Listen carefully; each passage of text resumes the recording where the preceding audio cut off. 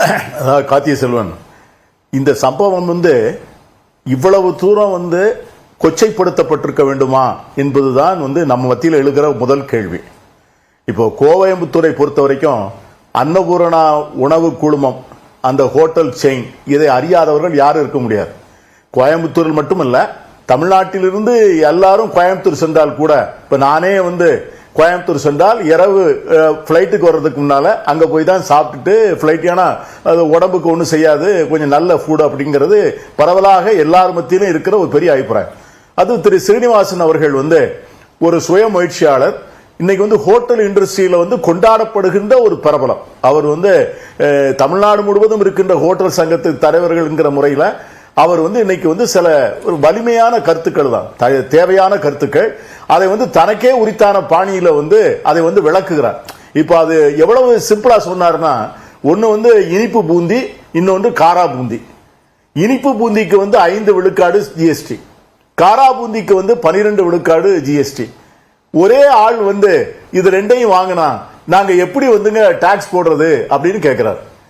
பன்னுக்கு இவ்வளவு ஜிஎஸ்டி, பன்ல தடவர கிரீமுக்கு இவ்வளவு ஜிஎஸ்டி, அதை நாங்க எப்படி போடுறது, எங்க கம்ப்யூட்டரே திணறுகிறதுங்க அப்படின்னு சொல்லி அதை நகைச்சுவையாக புரிய வைக்கிறார்.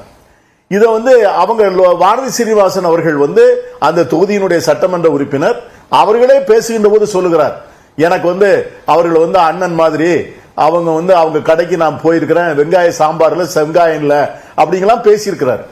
அப்படி பேசியிருக்கிற நேரத்தில் இதை எதற்காக நீங்க அவரை அவ்வளவு பெரிய மனிதர், ஒரு டால் மேன், இந்த கொங்கு பெல்ட், அவரை அவமானப்படுத்துகிற அளவுக்கு வருத்தம், அதாவது அவர் போய் எதற்காக வருத்தம் தெரிவிக்க போனார், அழுத்தம் கொடுக்கப்பட்டதா, யாராவது அவருக்கு ஆலோசனை சொன்னார்களா, நீங்க போகலன்னு சொன்னா நாளைக்கு உங்களுக்கு இன்கம் டாக்ஸ் ரைடு வரும், ஜிஎஸ்டி ரைடு வரும், நீங்க போய் மன்னிப்பு கேட்டுடுங்க, ஏன்னா இதெல்லாம் பெரிய வைரலா போயிடுச்சுன்னு சொல்லி அவருடைய நண்பர்கள் சொன்னார்களா, அதெல்லாம் நமக்கு தெரியாது.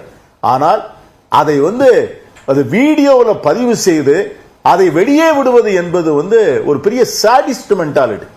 அதைத்தான் நம்ம சொல்றோம். அல்ல, நம்முடைய அவர் பேசும்போது அவருடைய பாடி லாங்குவேஜையும் பார்க்கிறோம், பைனான்ஸ் மினிஸ்டருடைய பாடி லாங்குவேஜையும் பார்க்கிறோம். அப்போ எவ்வளவு ஸ்டிஃபா அவங்க இருக்கிறாங்க. இவர் எப்படி நம்ம எனக்கு கடந்த காலத்தில் சில நினைவுகள் உண்டு, ஜெயலலிதா போய் சில பேர் எப்படி மன்னிப்பு கேட்டு நின்றதை, எப்படி வீடியோ எடுத்து வெளியிடப்பட்டு அவர்கள் அவமானப்படுத்தப்பட்டார்கள் என்பதையெல்லாம் ஐ ஸ்டார்டட் கனெக்டிங் இட். ஏன் சொல்றேன் அப்படின்னா, இதுல நீங்க ஒரு தொழிலதிபரை நீங்க கௌரவமாக நடத்திருக்கலாம், நீங்க சொன்னதை அவரை ஏற்றுக்கொண்டு you have to take only the message, you should not harm the messenger. மெசேஜ்ல பிரச்சனை இல்லன்னு சொல்றாங்க. நீங்கள் உள்வாங்கிக் கொண்டு அதுதான் திரும்ப வானதி இன்னைய பத்திரிகையாளர் சந்திப்புல அவங்க சொல்றதும், அந்த கருத்தை கேட்பதற்காகத்தான் அவங்களே வந்திருக்கிறாங்க, கருத்து கேட்பு கூட்டம் தான், அதுல சொல்லப்படக்கூடிய ஜிஎஸ்டி குறித்த விஷயத்துல என்ன வேணா சொல்லுங்க, தனிப்பட்ட சந்திப்புலயும் அதை தான் நிதியமைச்சர் சொன்னாங்கன்னு வானதி சொல்றாங்க. அவங்களுக்கு அதுல பிரச்சனையே இல்லை. ஆனால் உங்களுக்கு தெரிந்த அல்லது உங்கள் தொகுதியினுடைய ஒரு பெண் சட்டமன்ற உறுப்பினர் அவர் என்ன சாப்பிட்றாருங்கிறத பற்றியெல்லாம் நீங்கள் பேசுறதுங்கிறது சரியா அப்படிங்கிற கேள்விகளை அவங்க முன்வைக்கிறாங்கன்றாங்க. இப்போ அதில் அடுத்தது, இந்த வீடியோ வெளியிட்டதுங்கிறது அதிகாரப்பூர்வமான அதுவா இல்லை, அது லீக்டு வீடியோவா இருக்கு அப்படின்னா அதை ஆதரிக்கக்கூடிய இடத்துல யாரும் இல்லை. அண்ணாமலை மன்னிப்பு கேட்கிறார் அதுக்கு. அதாவதுங்க, டேமேஜ் இஸ் டன், டேமேஜ் முடிஞ்சு போச்சு. அவருடைய இமேஜ் ஸ்ரீனிவாசனுடைய இமேஜ் தகர்ந்து போச்சு. அதற்கு பிறகு நான் அது அப்படி இல்லை இப்படி இல்லைன்னு சொன்னா அதை யார் ஏற்றுக்கொள்ள முடியும்? ரெண்டாவது நான் என்ன சொல்றேன், அன்னபூரணா என்பது சாராய கடை இல்ல, அன்னபூரணா என்பது நாட் எ கேம்பிளிங் ஹவுஸ். அதுல எம்எல்ஏ போய் சாப்பிடுறதும் ரொம்ப சாதாரணமான விஷயம். இப்ப நாங்கெல்லாம் எம்எல்ஏ இருந்திருக்கிறோம், எம்பியா இருந்திருக்கிறோம், எங்க கான்ஸ்டிட்யூன்சில இவ்வளவு ஹோட்டல்ல போய் சாப்பிடுவோம். சாப்பிடும்போது சில விஷயங்களை பெருசா இந்த ஹோட்டல்ல சாப்பிட்டா நல்லா இருக்கும்னு சொல்லுவோம். அந்த ஹோட்டல் ஓனர் சொல்லுவாரு, எம்எல்ஏ எங்க ஹோட்டலுக்கு அடிக்கடி வருவாருங்க, இங்கதான் சாப்பிடுவாரு அப்படிங்கறத அவங்களும் சொல்லுவாங்க.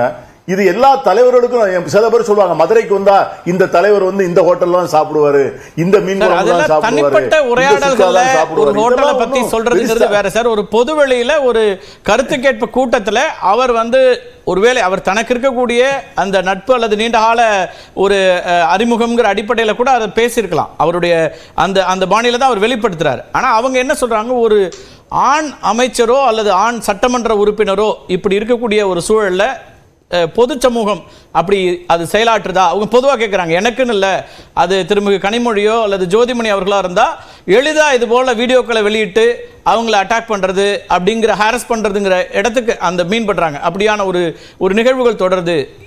அதை எப்படி பார்க்க வேண்டியிருக்கு? அதுவும் அவங்களுடைய ஒரு கவலையாக வெளிப்படுத்துறாங்க. அதுக்காக நான் வந்து ஒரு பெண்ணுன்னு சொல்லி இதில் நான் விலகலை, ஆனால் இதையெல்லாம் பார்க்க வேண்டியிருக்குன்றாங்க.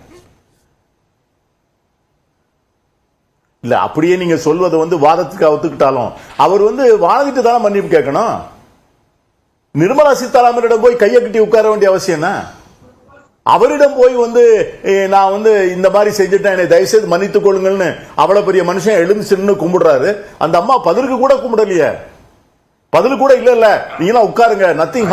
இப்போ சில நேரங்களில் நடந்துருது, ஒரு பெரிய மனிதர் வந்து மன்னிப்பு போயிட்டான்னு சொல்லுவோம், நோ இதெல்லாம் பெருசா நினைக்காதீங்க, நான் மறந்துட்டேன், நீங்களும் மறந்துருங்க. அப்படிதான் நம்ம, அதுதான் பண்பாடு, அதுதான் வந்து கலாச்சாரம். இது வந்து ஒரு ஆணவம், அகங்காரம். நான் என்ன சொல்றேன்னா, நீங்க உங்களை வந்து நீங்க பல இடங்களில் கருத்து கேட்கின்ற போது இதே திருமதி நிர்மலா சீதாராமன் அவர்களை அங்கே கருத்து சொல்லியவர்கள் வந்து என்னெல்லாம் சொல்லியிருக்காங்க தெரியுமா? நீங்க வந்து எந்த விதமான முதலீடும் போடாம ஒரு ஸ்லீப்பிங் பார்ட்னர் மாதிரி இருந்துகிட்டு எங்க வர்ற துட்ட காசெல்லாம் நீங்க எடுத்துட்டு போறீங்கன்னு முகத்துக்கு நேரா வட இந்தியாவில் பேசியிருக்காங்க. அதெல்லாம் நிகழ்ச்சி நீங்க சொல்றீங்க. ஆனா அங்கெல்லாம் அந்த அம்மா வந்து ஒன்னும் ரியாக்ட் பண்ணல. ஓகே, மும்பையில் நடந்த நிகழ்ச்சி அன்னைக்கு அந்த அம்மா என்ன பண்ணாங்க? இதை விட நீங்க அந்த வீடியோ நீங்க ரெண்டையும் பிளே பண்ணுங்க. இப்ப ஸ்ரீனிவாசன் பேசினதுக்கும் அங்க பேசினதுக்குள்ள வித்தியாசத்தை வந்து நாட்டு மக்கள் பார்க்கட்டும். நான் சில வார்த்தைகள் என்னால சொல்ல முடியல, ஏன்னா அவர் நம்முடைய நிதியமைச்சர், ஒரு பெண். அதை விட மோசமாக அங்க வார்த்தைகள் பயன்படுத்தப்பட்டது. ஆனா அவர் வந்து அங்க ரியாக்ட் பண்ணல. ஆனா இங்க வந்து தமிழ்நாட்டில் வந்து நான் இன்னொன்னு சொல்றேன் சார், இதை வந்து இன்னைக்கு ஒரு காங்கிரஸ், ஒரு திமுக இத மாதிரி ஒரு அரசாங்கத்தை நடந்திருந்தா இன்னைக்கு தமிழ்நாடு ஹோட்டல் சங்கம் பூரா கொந்தளிச்சிருப்பாங்க. நாளைக்கு கடை அடைப்புன்னு சொல்லுவாங்க. நாங்க வந்து நிர்மலா சீதாராமன் மன்னிப்பு கேட்கின்ற வரை நாங்கள் வந்து விடமாட்டோம், ஆர்ப்பாட்டம், போராட்டம்னு சொல்லுவாங்க. ஒரு காற்று கூட அசையலையே. ஏன் பயம்? அரசாங்கத்தை பார்த்து மக்கள் பயப்படுவது எதேச்சதிகாரத்தினுடைய வெளிப்பாடு. மக்களை பார்த்து அரசாங்கம் பயப்படுவது ஜனநாயகத்தினுடைய புறப்பாடு. அதுலதான் சார் 10 ஆண்டுகள் ஆட்சியில் இருக்கிறோம். பிரதமர் மோடி தொடங்கி நிதியமைச்சர் நிர்மலா சீதாராமன் வரைக்கும் கடுமையான விமர்சனங்களை பொதுவெளியில் வைக்கிறாங்க. என்ன அச்சம் இருக்கு, என்ன பயமுறுத்திட்டோம், அந்த ஆர்குமெண்டே தப்பு. இது வந்து எதிர்கட்சிகள் அதை அப்படி திசை திருப்புறாங்க அப்படிங்கிறாங்க. ஏக இன்றைக்கு வந்து எத்தனை பேர் வந்து இன்னைக்கு சிறையில் இருக்கிறாங்க. இன்னைக்கு வந்து குஜராத்தில் வந்து நம்முடைய பிரதமரை பற்றி பேசியவர்கள், இந்த அவர் வந்து மகேபட் என்று சொல்லக்கூடிய அந்த காவல்துறை அதிகாரி எத்தனை வருஷம் உள்ள இருக்கிறார். அதை பேசுவதற்கான தளம் இல்லை இந்த தளம். நான் என்ன சொல்றேன், இப்போ ஸ்ரீனிவாசன் பேசினதுல ஏதாவது அன்பார்லமெண்டரி வேர்டு இருக்கா? ஓகே, ஏதாவது வந்து அவங்களை அவமரியாதையாக பேசினாரா? பாடி லாங்குவேஜ்ல இன்சல்ட் பண்ணாரா? எதுவும் இல்ல. அவர் சொன்ன செய்தியை உள்வாங்கி கொண்டு அதை வந்து அதை அட்ரஸ் பண்றதுக்கு பதிலா அவர் பெரிய மனிதரை, ஒரு தமிழரை, ஒரு நல்ல தொழிலதிபரை இன்னைக்கு கொச்சைப்படுத்தி அசிங்கப்படுத்தி அதன் மூலமாக வந்து பயமுறுத்துகின்ற அதைத்தான் வந்து இன்னைக்கு ராகுல் காந்தியும் கார்கேயும் கண்டிக்கிறாங்க. இதை வந்து அம்பானி அதானி செய்திருந்தா செய்திருப்பாங்களா? உடனே சலுகை செய்யறாங்க இல்லையா? நீங்க வந்து அவங்க இம்போர்ட் டியூட்டியை குறைக்கணும்னு சொன்னா உடனே ஸ்பெஷல் எக்கனாமிக் சோன்ல தங்கத்துக்கும் வெள்ளிக்குமே வந்து நீங்க இம்போர்ட் டியூட்டியை குறைக்கிறீங்க. ஏன்னா அவங்க 2 பேர் தான் அங்க வந்து தொழிற்சாலை வச்சிருக்காங்க. ஒரே வருஷத்துக்கு வந்து 18,000 கோடி ரூபாய் லாபம் வருது. பங்களாதேஷில் தகராறு நடந்த உடனே அம்பானியுடைய மின்சாரம் அங்கே போனால் அதை உடனே விதிகளை மாற்றி அந்த மின்சாரத்தை அப்படியே நீங்கள் இந்தியாவிலே கொள்முதல் பண்ணுவதற்கு உடனே சட்டத்தை திருத்துகிறீர்கள். ஆனால் ஒரு தமிழ்நாட்டில் ஒரு தமிழர்கள் சொன்னால் இது அவமரியாதை செய்வதை தமிழனுக்கு ஏற்பட்ட அவமரியாதை என்றுதான் நான் பார்க்கிறேன். முதல் கட்ட கருத்தா எடுத்துக்கிறேன். திரு சேகர், நீங்க இந்த சம்பவத்தை எப்படி பார்க்குறீங்க? இது திருமிகு வானதி ஸ்ரீனிவாசனுடைய ரியாக்ஷன், விளக்கம் எல்லாமே வந்திருக்குது. ஒரு தொழிலதிபர்களோட தொடர்ச்சியாக பயணப்படக்கூடிய ஒருத்தரும் கூட இப்போ அவங்களுக்கு இருக்க கிரீவன்ஸை சொல்கிறாங்க, அதை அட்ரஸ் பண்ணுறதுல என்ன சிக்கல் அப்படின்ற ஒரு கேள்வியை முன்வைக்கிறார் திரு பீட்டர். அதாவது அவர் சொல்லிய விதம்தான் தவறே தவிர அவர் சொன்னது வந்து ஒரு மக்களுடைய எண்ணங்களின் பிரதிபலிப்பாக இருக்கலாம். அதாவது இதில் கொஞ்சம் பேஸ் ஹிஸ்ட்ரி தெரியணும். இது எல்லாமே வந்து ஊடகங்கள் வந்து எப்படி எடுத்துகிட்டு போச்சுன்னு சொல்கிறேன். அவர் பேசினதை வச்சு ஜிஎஸ்டி வந்ததுனால தான் இது எதனால இந்த பிரச்சனை வந்ததுன்னா அவர் கேட்டது வந்து ஸ்வீட்டுக்கு ஒரு ரேட்டு, காரத்துக்கு GST ஒரு ல இருக்க ரேட்டு, difference of பன்னுக்கு ஒரு ரேட்டு, 5%, பன்னுல 18%. ஜாமோ கிரீமோ வச்சா அதுக்கு ஒரு ரேட்டு அப்படின்னு சொல்றீங்கன்னு ஒண்ணு. அவர் கேட்டது வந்து இன்னைக்கு வந்து இன்னைக்கு இல்ல, கடந்த 7 ஆண்டுகளாக இந்தியாவில் இருக்கிற டாக்ஸ் ஸ்ட்ரக்சரை குறைச்சி யூனிஃபார்மா கொண்டு வர முடியுமான்னு ஒரு நார்மல் பிசினஸ் மேனா கேட்டது. எஸ். ஆனா இது ஊடகங்கள் மூலமா எடுத்துட்டு போனது எப்படி அப்படின்னா, நான் பார்த்த வரைக்கும், என்னோட ஒப்பீனியன் வரைக்கும், இது ஜிஎஸ்டி வந்ததுனால தான் இந்த மாதிரி ரேட் ஆஃப் டாக்ஸஸ் எல்லாம் வந்துருச்சு.